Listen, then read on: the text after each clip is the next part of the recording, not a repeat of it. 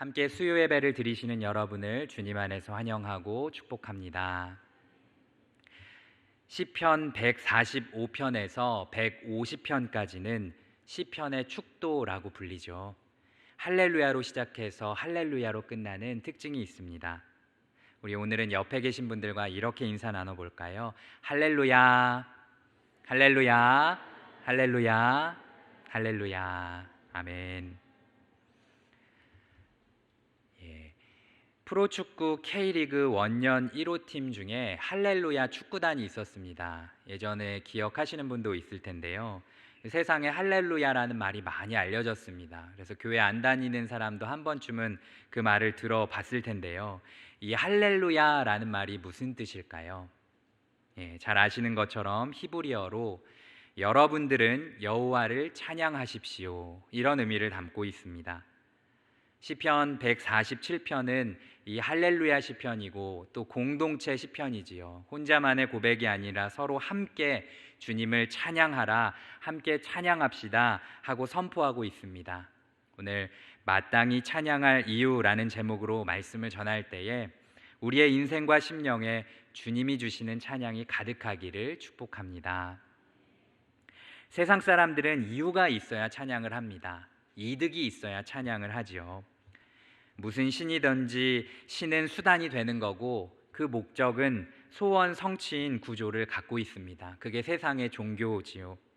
이스라엘 사람들도 주변 민족들처럼 풍요만을 구하다가 어느새 그런 종교에 물들고 말았습니다. 이스라엘이 정착한 땅이 건조한 땅이기 때문에 어떤 시간 동안에는 비가 내리지 않다가 비가 오는 계절이 딱 한정되어 있습니다. 비가 내려야 농사가 되기 때문에 비에만 집중을 하고 비를 내리게 하시는 분은 놓친 거지요. 비 문제 자체만 간절하게 여겨서 섬기는 신을 바꿀 수 있을 정도가 되었습니다. 하나님이 더 소중한데 비가 더 소중한 것처럼 됐다는 것이죠. 출애굽하고 하나님의 주관하심을 끊임없이 경험했지만 가나안 지역의 농경신인, 농사가 잘 되게 해준다는 바알과 아세라를 열렬히 따라갔습니다. 하지만 성경은 그렇게 정욕을 극대화하는 것을 찬양이라고 쳐주지 않습니다. 찬양 비스무리하게 하면서도 얼마든지 자아 숭배할 수 있음을 경고하고 있습니다. 세상에서는 풍요와 소원 성취 자체가 우상이 되어서 끊임없이 신을 달래려고 하지요. 그런데 성경은 소유나 성취가 아니라 하나님의 하나님 되심을 아는 것이 찬송의 이유라고 한다는 것 믿으시기 바랍니다. 성도는 얻는 것 때문이 아니라 또 한두 가지 사건 때문에 일희일비하는 것이 아니라 주님 한 분만으로 만족해서 찬양하는 줄 믿습니다. 화려한 강대국 이집트의 심장부에 살았던 모세나 바벨론 대제국의 포로로 살았던 사람들은 알았을 겁니다. 화려한 게 다가 아니구나. 오직 하나님이 어떤 분이신지를 안다면 진짜 찬양이 절로 나오겠구나 했을 것입니다. 이 시편 147편은 하나님은 얼마나 선하시며 하나님을 예배하는 것이 얼마나 아름다운지 고백하고 있는데요. 특별히 1절과 7절과 12절에 보면 찬양하라, 할렐루야, 계속해서 찬양하라고 말하고 있습니다. 찬양은 우리가 해야 할 마땅한 일이라고 하고 있습니다. 지금부터 그 이유를 하나씩 살펴보겠습니다. 먼저 마땅히 찬양할 이유, 그 첫 번째는 하나님의 하나님 되심 때문에입니다. 2절에 보면 하나님은 예루살렘을 세우시고 그곳으로 이스라엘의 흩어진 자를 모으시는 분이십니다. 하나님이 성을 짓는 건축가처럼 흩어진 양들을 모으는 목자처럼 이제 저 멀리 포로로 끌려갔던 백성들을 모아 주시는 것인데요. 하나님은 온 우주 만물을 지으신 창조주 하나님이십니다. 4절에 보면 별들의 수효를 세시고 그것들의 이름을 다 부르신다라고 했습니다. 고대 근동지방에서는 이 별을 신으로 여겼는데 하나님은 그 별신 하나가 아니라, 저 이슬람교도 훨씬 나중의 일이긴 하지만 달신을 숭배하던 사람들이 여러 신들을 흡수해 가지고 이렇게 만들어 갔는데요. 하나님은 그 별 하나하나에 이름을 다 아시고 주님이 그것을 직접 만드셨고 전부 다 주관하신다라고 하니까 정말 클래스가 다른 것 아니겠습니까? 우리 하나님을 가슴 벅차게 찬양하고 있는 표현입니다. 세상의 그런 잡신 우상과는 견줄 수도 없다. 5절에 우리 주님은 위대하시며 능력이 많으시다, 지혜가 무궁하시다 이렇게 말하고 있습니다. 예전에 조직신학 책에 보면 하나님의 속성에 대해서 배웠는데요, 글로 배웠던 그 하나님의 놀라운 속성, 하나님의 하나님 되심이 온 우주 만물 가운데 드러나 있는 것이죠. 우리가 다 알지 못하던 때에도 하나님은 그 모든 것을 알고 계셨고 주관하고 계셨습니다. 우주가 얼마나 광대한지 아시죠? 수학적으로도 다 측량할 수가 없습니다. 지금도 확장하고 있습니다. 수백만 광년, 빛의 속도로 수백만 년을 날아가야 하는 그 우주의 끝 어딘지도 알 수 없습니다. 그것을 만드신 분이 우리 하나님이시라는 것입니다. 뿐만 아니라 그 수효를 세시고 이름을 부르실 수 있는 유일한 존재이십니다. 또 이 세상을 보존하고 계신 분이시지요. 그 하나님께서 그 모든 것을 질서 있게 지켜가고 계십니다. 구약 신학자들은 이 시편 147편의 배경을 이사야 40장에서 66장, 하나님이 이루실 놀라운 그 회복의 이야기, 또 욥기 37장에서 39장에 나오는 근원적인 질문들, 이것에 대한 답변이다, 응용이다 이렇게 생각을 하는데요, 포로기한을 한 이후에 찬양으로 만들어서 그 감격의 순간에 하나님이 얼마나 광대하신지, 그 놀라운 구원의 역사를 이루시고 우리가 다 알 수 없지만 그러나 하나님의 하나님 되심이 어떠하신가를 넘치도록 노래하고자 만든 시편이 바로 이 시편입니다. 아까 배경이 된 이사야 40장을 말했는데 이사야 40장 26절에는 이런 구절이 있습니다. 우리가 함께 읽어보도록 하겠습니다.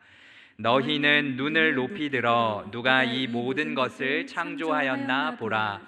주께서는 수요대로 만상을 이끌어내시고 그들의 모든 이름을 부르시나니 그의 권세가 크고 그의 능력이 강함으로 빠짐이 없느니라. 아멘. 눈을 높이 들어서 누가 이 모든 것을 만드셨나 보라는 것이지요. 그 수효대로 만상을 이끌어내시고 그 모든 이름을 부르실 수 있는 우리 주님의 권세가 크고 그의 능력이 강하시다, 성경은 계속해서 강조하고 있습니다. 이 주님의 위대하심은 왕대심과 연관이 있는 단어이기도 한데요, 하나님만이 진짜 왕이시다라는 것을 성경은 끊임없이 말하고 있습니다. 이러한 대목을 대하면서 저와 여러분은 하나님을 어떻게 대하고 있습니까? 하나님에 대해서 어떻게 알고 누구로 대하고 있느냐 하는 말입니다.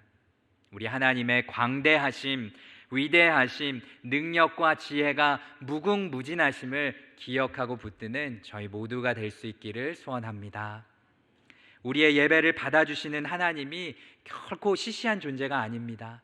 우리가 어느새 잊고 또 가리워지고 이래서 우리 하나님을 뜻하지 않게 만홀히 대하게 되는 경우가 있는데, 우리 하나님은 결코 시시한 분이 아니시고요, 보통 분이 아니십니다. 가장 높은 분이시고 모든 영광과 존귀를 받으시기에 합당한 분, 온 우주 만물을 창조하시고 다스리시는 광대하신 분이십니다. 그분이 지금 우리의 찬양을 받으시고 우리의 기도를 들으시고 이 밤에도 우리 한 사람 한 사람의 이름을 부르시며 주목하고 계신다는 것을 인하여서 우리 모두 찬양 드릴 수 있기를 소원합니다.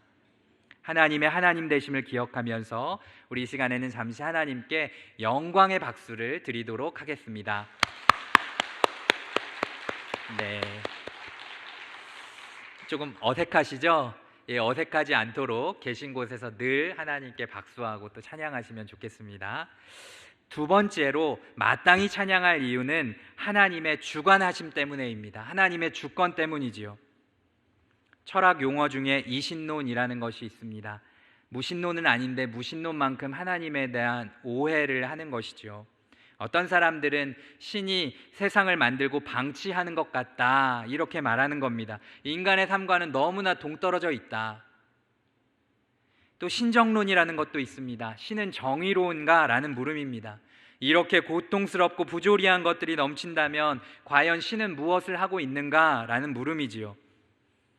세상이 어떻게 말하건 성경은 정면으로 그것을 반박하고 적극적으로 설명하고 있습니다. 선하신 하나님이 주관하신다.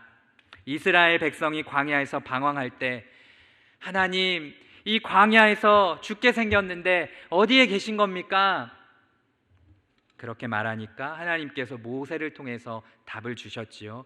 신명기 31장 8절 말씀도 함께 읽어보겠습니다.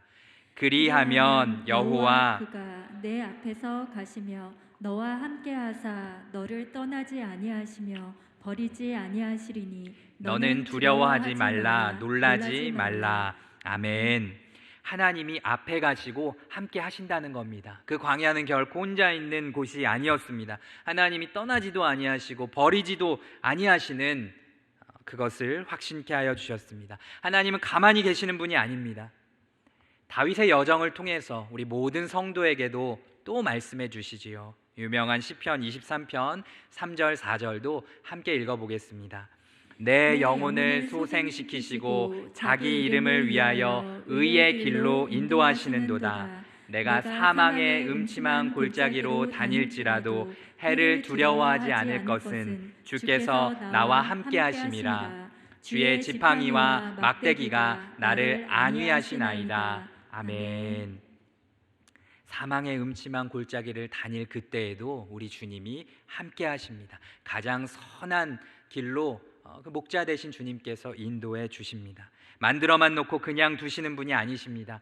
하나님이 함께 하시고 선한 길로 이끄시고 끝까지 사랑하십니다. 그런 하나님의 모습이 3절에도 나오죠. 하나님은 버려두지 않으시고요, 상심한 자들을 고쳐주십니다. 상심한 자들의 상처를 싸매어 주십니다. 여기서 상하다라는 이 말은 깨지거나 망가져서 재구실을 못하는 그 상태를 말합니다. 하나님은 자기 백성을 선택하시고 방황에도 포기하지 않으시고 회복하시고 정말 망가진 것 같은 그 상태 그대로 내버려 두지 않으시고 치료해 주신다, 회복해 하신다. 그 하나님의 놀라운 의지와 뜻이 말씀 곳곳에 담겨 있습니다. 선한 목자처럼 흩어진 백성들을 모아서 예배의 자리, 주님 사랑하는 자리로 다시 모으시겠다. 우리 주님이 오늘 저희에게도 말씀하고 계신 줄 믿습니다. 우리 삶의 자리가 깨어졌습니까? 혹 망가졌습니까? 하나님의 주관하심 가운데 회복하게 해주실 줄 믿습니다. 다시금 용기를 주시고 소망을 주시고 힘을 주셔서 일어나 주님 찬양하게 하시는 줄 믿습니다.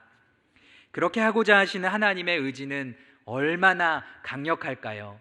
성경 여러 곳에서 그런 것을 말하고 있는데요, 이 시간에는 에스겔 34장 16절을 같이 한번 읽어보겠습니다. 그 잃어버린 자를 내가 찾으며 쫓기는 자를 내가 돌아오게 하며 상한 자를 내가 싸매주며 병든 자를 내가 강하게 하려니와 살찐 자와 강한 자는 내가 없애고 정의대로 그것들을 먹이리라. 아멘. 내가 하나님이 그 모든 일을 하시겠다. 찾으시고 돌아오게 하시고 싸매주시고 강하게 하실 것이다.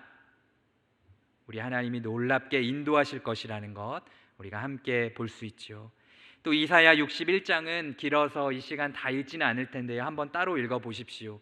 거기에는 예수님을 이 땅에 보내주신 이유도 나옵니다. 반드시 고치시고 살리시겠다. 그것을 통해서 하나님의 영광을 나타내시겠다라는 겁니다. 6절의 앞부분을 보니까 또 이렇게 말합니다. 여호와께서 겸손한 자들은 붙드시고 악인들은 땅에 엎드러뜨리신다. 이렇게 말하고 있습니다. 하나님은 겸손한 자들과 악인들을 차별하시겠다라고 합니다. 당시의 맥락에서 보면 하나님은 하나님을 의지하는 이들을 도와주시고요, 악인, 하나님과 상관없이 살아가는 이들은 화려한 것 같아도 다 망하게 하시겠다라는 것입니다. 저희가 새벽에 이제 사무엘 하를 보고 있는데요. 이 사무엘기에서도 그런 것을 말하고 있지 않습니까? 하나님의 나라와 사람의 나라. 하나님의 나라는 아무리 연약하고 초라해 보여도 반드시 자라가고 하나님의 영광을 나타낼 것이다. 그러나 사람의 나라는 거꾸로 아무리 화려한 것 같아도 그 알맹이가 없기 때문에 점점 또는 급속하게 망해 갈 것이다. 분명하게 말하고 있습니다. 하나님 그 의지를 보여주시는데요. 여기서도 땅에 엎드러뜨리시겠다. 이 엎드러뜨리신다라는 이 표현은요, 그 말의 뜻이 수면 밑으로 집어넣는다, 밑바닥으로 매다 꽂는다, 이런 뜻을 갖고 있습니다. 얼마나 강력하게 하나님께서 그것을 해결하시겠다 하시는지를 볼 수 있는 대목이지요. 하나님이 주관하셔서 악인을 다스리시겠다는 겁니다. 그래서 시편 곳곳에서 말합니다. 악인이 일순간 형통한 것처럼 성행하는 것처럼 보여도 결코 오래 못 가고 하나님이 벌하실 것이다. 하나님의 공의가 마침내 나타날 것이다 하는 것입니다. 하나님이 주관하십니다. 8절에서 9절을 보면 하나님은 세상 모든 만물에게 먹을 것을 주십니다. 하나님은 하늘을 덮는 구름이 비가 되어서 땅을 적시게 하시고요. 그리고 비를 받은 산에서 풀과 과일들이 자라게 하신다. 당시의 사람들이 이해할 수 있는 그 가장 중요하고 놀라운 일을 하시는 분이 하나님이라고 말합니다. 바알과 아세라가 아니라 하나님이 주관하십니다. 돈이 아니라 하나님이 하십니다. 실력과 명예가 아니라 하나님이 하십니다. 우리 우주를 주관하시는 하나님을, 또 저와 여러분을, 우리 남연교회를 주관하고 계십니다. 할렐루야. 하나님 다스리십니다. 그게 우리의 기도 제목에 대한 답인 줄 믿습니다. 마지막으로 마땅히 찬양할 이유 그 세 번째는 하나님의 긍휼과 사랑 때문에입니다. 하나님은 우리를 사랑하십니다. 그런데 왜 주님이 그토록 우리를 사랑하시는지 다 알 수 없습니다. 그래서 어메이징 그레이스고요, 놀라운 은혜입니다. 찬양곡 중에 이런 노래가 있지요. 그 제목이 왜 날 사랑하나입니다. 저는 중학교 2학년 때쯤 이 노래를 처음 찬양 그 음반을 통해서 듣게 되었는데요. 야, 무슨 노래 제목이 이러냐, 이런 느낌이 들었습니다. 이 노래는 그 가사가 이렇지요. 왜 날 사랑하나, 왜 날 사랑하나, 왜 주님 갈보리 가야 했나, 왜 날 사랑하나.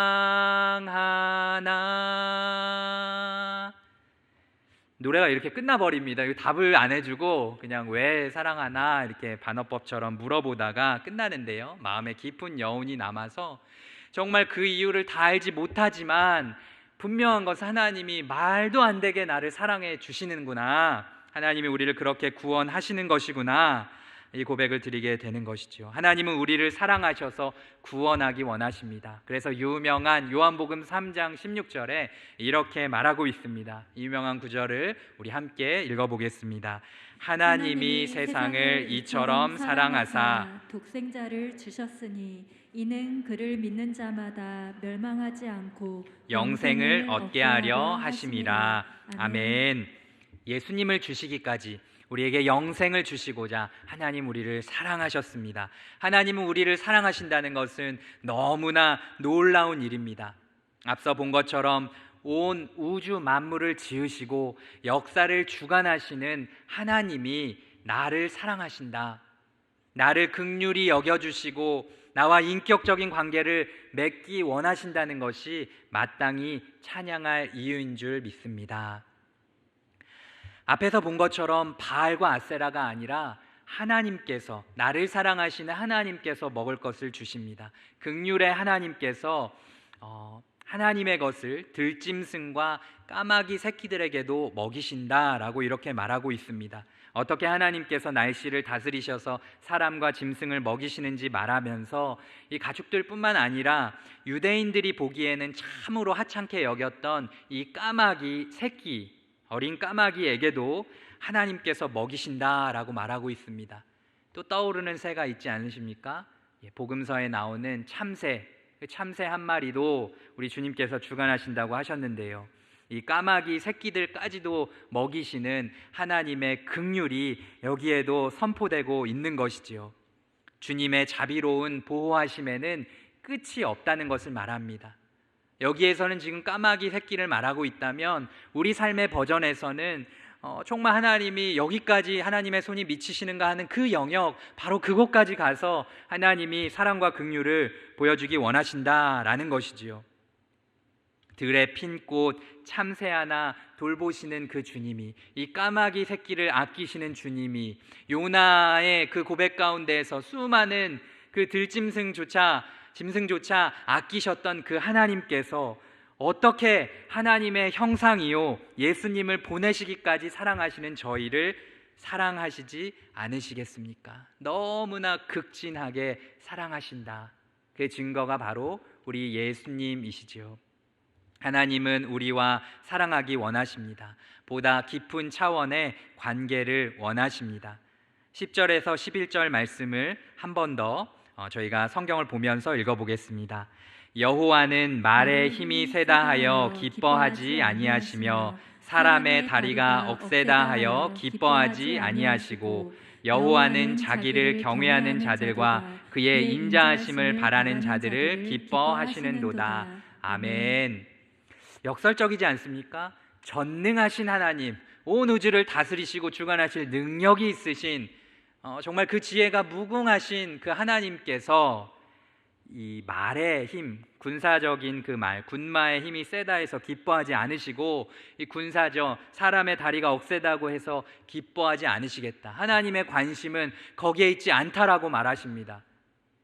하나님은 어떤 것에 관심을 두시는가?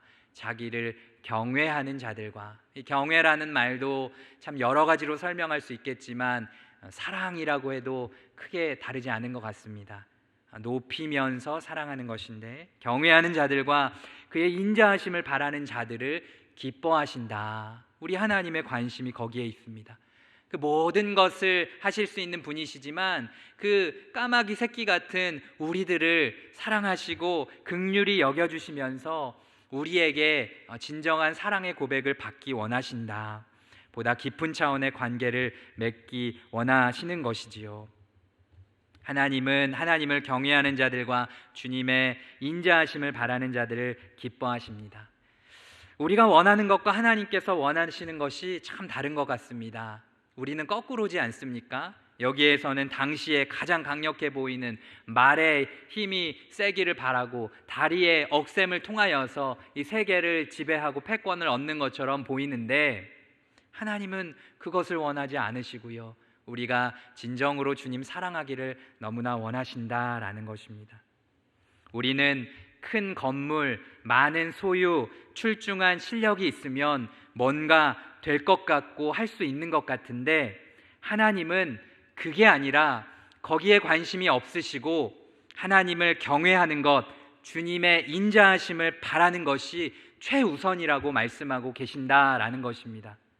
하나님의 인자하심, 하나님의 선대를 경험한 것, 그것을 가진 사람은 하나님과 사람을 향한 태도가 다르겠지요.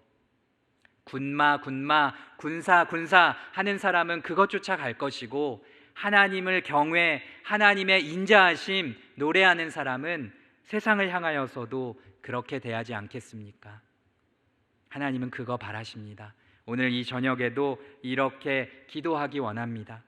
주님, 제가 군마와 용사의 화려함에 의지하기가 너무나 쉬운 것 같습니다. 저를 다스려 주시고 주장해 주셔서 하나님의 어떠하심에 관심을 가지고 하나님을 경외하며 하나님의 인자하심을 바라며 거기에 인생을 걸고 소망을 두게 해주세요. 기도하고 응답 얻는 저희 모두가 되기를 소원합니다. 자주 대하는 주제이지만 이 하나님을 경외하는 것이 과연 무엇입니까? 하나님을 경외함은 하나님의 탁월함과 사람의 복종하는, 순종하는 위치를 인정하는 것입니다. 하나님만 하나님 되시도록 인간의 자리를 지키는 것입니다. 자기에게 소망을 두지 않고 하나님께 소망을 두는 것입니다. 하나님을 경외하는 사람들은 모든 능력이 주님 안에 있는 것을 알기 때문에 자신들의 지닌 능력은 별 의미가 없다는 그 사실을 고백하고 인정하는 사람들입니다. 또 인자하심은 무엇입니까? 헤세드, 언약적 신실함에서 나오는 긍휼, 선대, 이런 것이지요.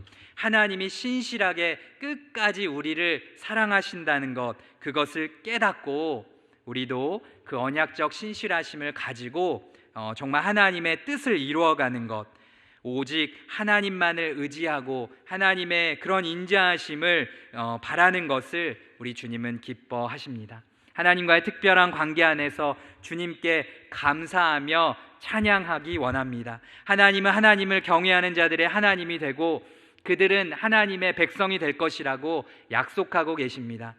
온 우주 만물을 지으신 분이 저와 여러분을 존재 자체로 사랑하신다. 그리고 절대로 포기하지 않으시고 끝까지 사랑하신다. 변함없이 사랑하신다. 할렐루야. 우리 주님을 높이는 이 저녁이 되기를 소원합니다. 끝으로 15절에서 18절 읽지는 않았지만 이 대목에서는 말씀을 세상에 보내주시는 하나님에 대해서 말하고 있습니다. 또 읽지 않았지만 19절에서 20절 이 말씀의 말미에 보면요, 세상 어디에도 이스라엘처럼 하나님의 법을 받은 민족이 없다. 열방은 주의 법도를 알지 못한다는 겁니다. 하지만 하나님은 말씀을 통해서 이스라엘과 특별한 관계를 맺기 원하셨습니다. 그 사랑을 알도록, 그 하나님의 하나님 되심을 알도록 성경 말씀을 주시고 예배하면서 사랑하게 하기를 원하신다라는 것입니다. 하나님께서는 나의 복종 그 자체를 가치로 여기시기를 원치 않으시고 하나님은 나를 원하시지요. 하나님은 우리가 하나님을 말씀을 통해서 알고 사랑하며 살기 원합니다. 그래서 본문의 용어처럼 그 하나님을 찬송하고 찬양하기를 원하십니다. 이것이 우리가 보았던 오늘의 말씀입니다. 우리가 찬양할 이유를 놓치게 될 때에 이 말씀의 거울 앞에서 우리를 만드시고 주관하시는 분이 어떤 분이신지를 바로 보기 원합니다. 성령께서 우리의 심령을 주관해 주셔서 하나님이 어떠하신지를 깨닫게 해주시기를 원합니다. 온 우주 만물을 지으시고 주관하시며 결국에는 하나님의 뜻을 이루어 가시는 그 하나님이 저와 여러분을 오늘도 주목하고 계시고 사랑하십니다. 그거면 충분하지 않겠습니까? 그 감격과 은혜가 너무 커서 우리 삶에도 하나님의 긍휼과 사랑이 넘치도록 흘러가기를 소원합니다. 함께 받은 말씀을 기억하면서 이 찬양으로 우리 주님을 높이도록 하겠습니다.